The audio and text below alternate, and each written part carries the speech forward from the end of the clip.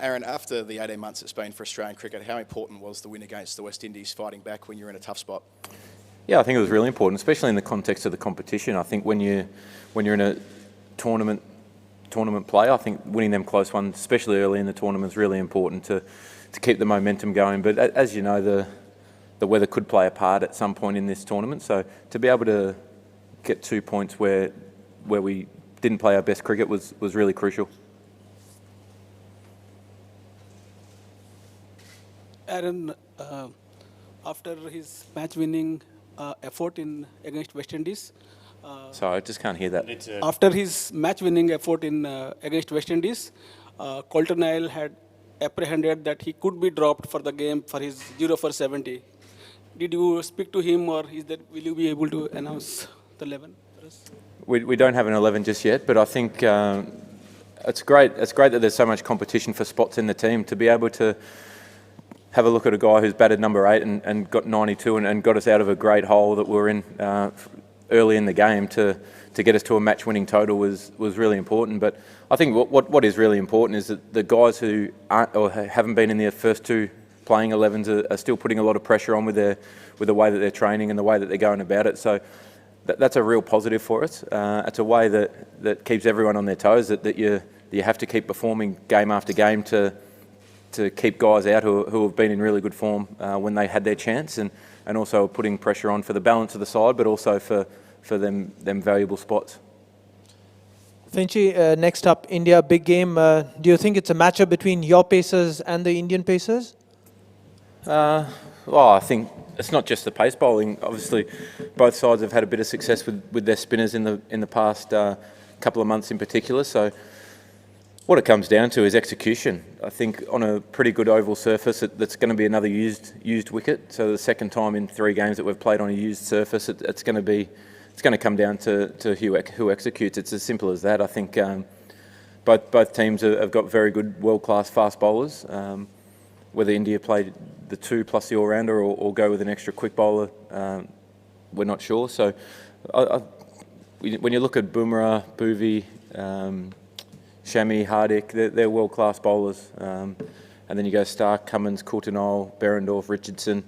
There's so many options there. So it's a good question, but I think it's just going to come down to early wickets. I think that's going to be a real key. Aaron, here. How much of a confidence does this Australian team carry, the fact the way you played Chahal and Kuldeep in India, and also the way manner in which you particularly played Kedar Yadav? So how much of that helps the Australian team going into tomorrow's match?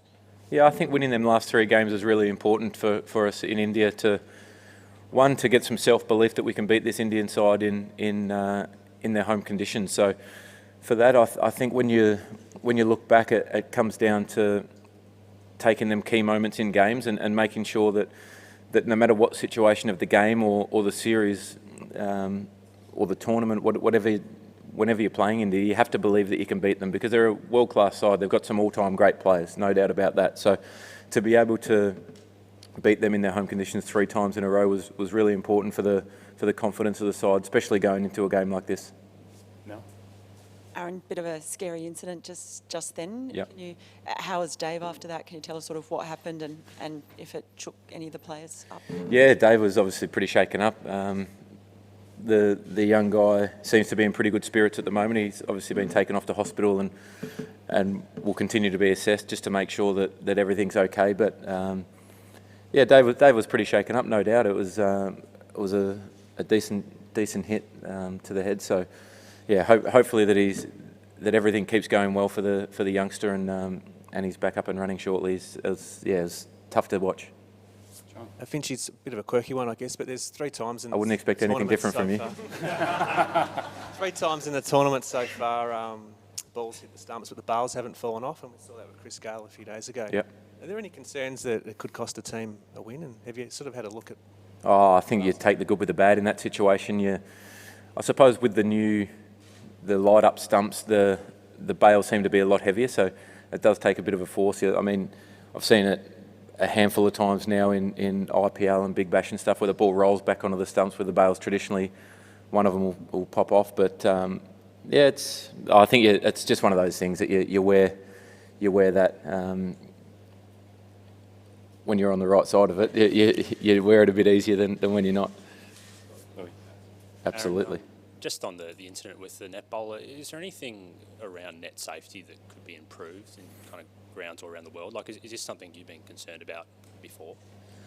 Well, it's quite rare that somebody gets hit, and it's obviously very unfortunate that the medical staff that were on hand, obviously our own medical staff, doctor and physio, and also the medical staff, paramedics at the ground, did a great job in being there very quickly to assess and make sure that all the right protocols and processes were put in place. But yeah, maybe it is a difficult one, because you get some guys that are coming in and who probably aren't as well equipped with their game to be able to deal with that.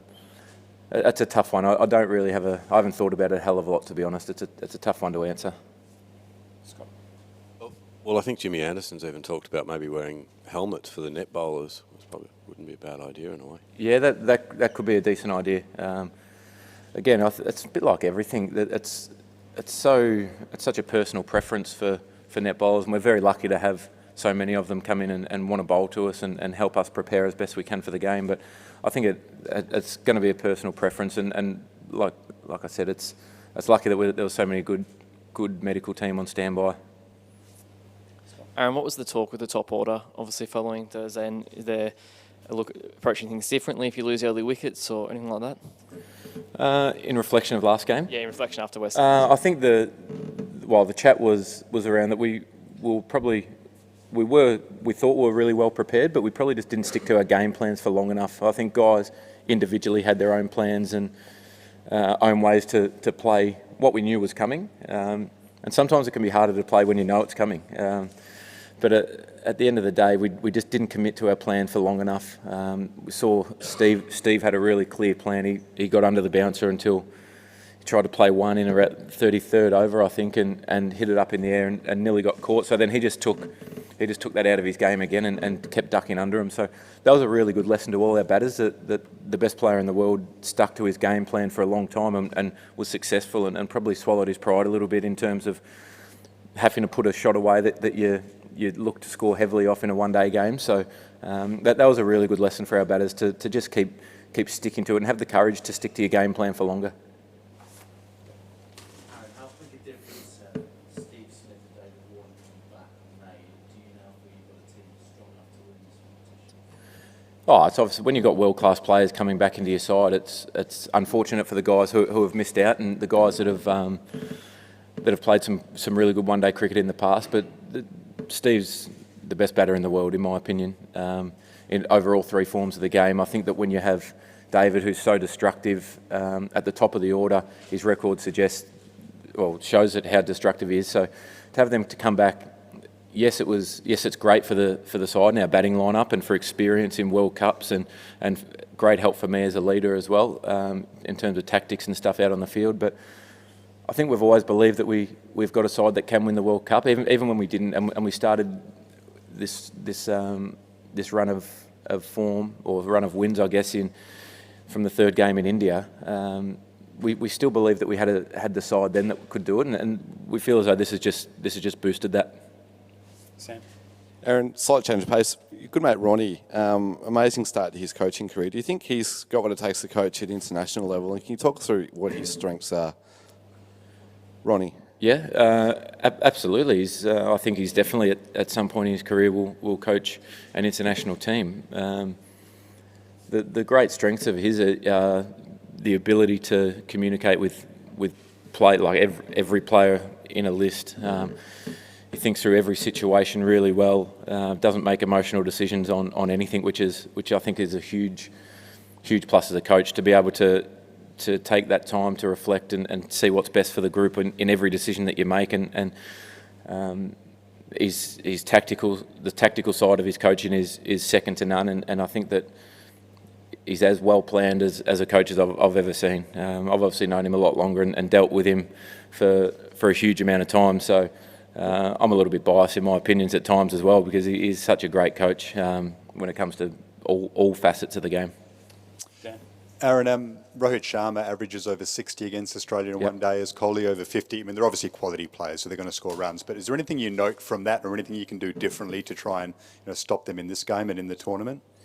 Yeah, I think that you have to be right on from ball one. I think when we've seen over the last, having played India so much recently, there was times when we probably let Virat get off to a bit of a fly with being either just a bit too straight to him or a bit too full, or just letting him off the hook early. And we know once he gets into his innings, he's so hard to stop. So you can't afford to play catch up against great players. And Rohit's the same. When he's taking his time early in his innings, if you don't get him in that period, that it builds up and builds up, and he's so destructive when he decides to really start putting the pressure on you. So I think you have to be right on from ball one. You can't afford to give them freebies early on, and that goes for their whole order. I mean, you can't put too much focus just on two players, because Shikhar Dhawan's had some success against us. Dhoni, we found it tough to get him out in Australia when we'd get India into a bit of trouble.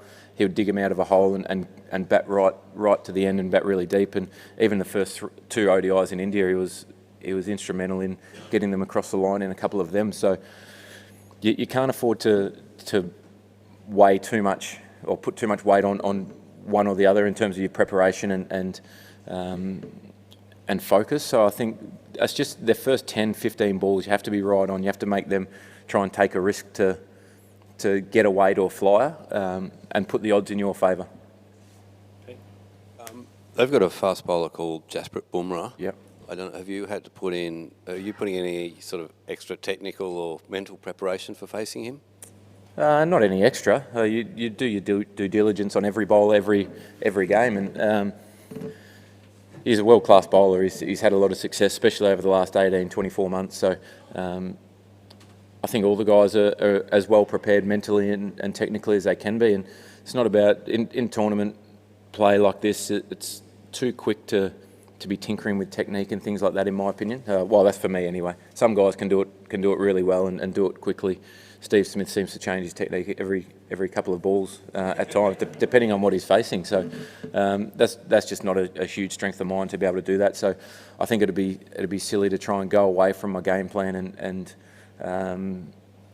try and change particular things in my game that add strength to my game as well. So it'll be just about sticking to my plan, sticking to what started to work at the back end of that Indian series, and just be confident. As soon as you're not committed 100% against these guys, and particularly Bumrah, Bhuvneshwar as well, Shami.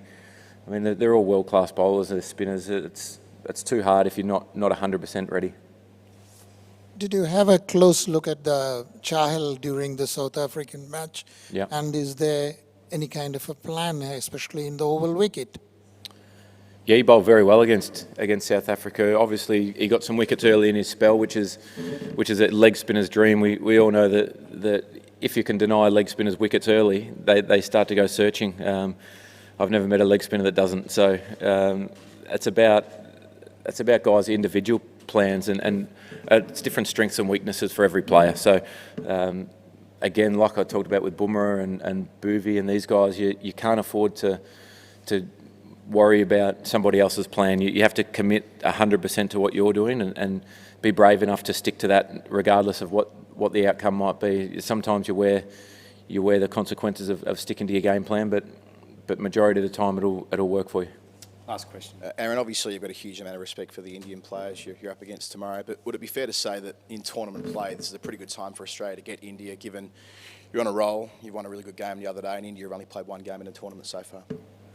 Yeah, I don't think you can read a huge amount into that. I think India, most of their players have come off an IPL preparation and still had their couple of warm-up games, and no doubt would have been training as hard as they ever do. So there's never a time when you think that you've got one over them. It's all about on the day. We saw in the latest series we played against them that regardless of what the scoreline might be, whoever turns up and produces their best on the day will win. No doubt about that. So it's about everyone chipping in and contributing as best they can to help Australia win tomorrow.